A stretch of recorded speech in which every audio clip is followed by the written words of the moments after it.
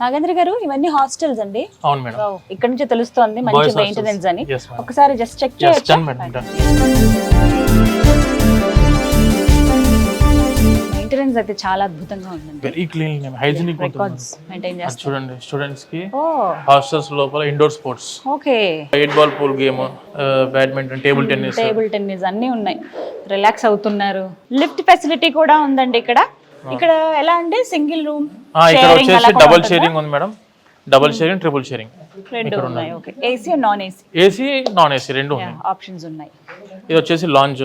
Yeah. Students evening time లో అలా ground కి వెళ్ళి చిట్ చాట్ చేసుకోవచ్చు, లేదంటే లాంజ్ లో కూర్చొని టైం ఇప్పుడు పేరెంట్స్ ఎవరైనా వచ్చినా కూడా దే కెన్ వెయిట్ హియర్ మాట్లాడొచ్చు కదా. 100% చూసుకోవచ్చు, వెయిట్ చేయవచ్చు, రూమ్స్ చూసుకోవచ్చు, వాళ్ళకి ఓకే అనుకున్న తీసుకోవచ్చు, వాళ్ళు డిపెండింగ్ ఆన్ ది చాయిస్. ఇటువైపు అంతా కూడా బాయ్స్ హాస్టల్స్ అండి.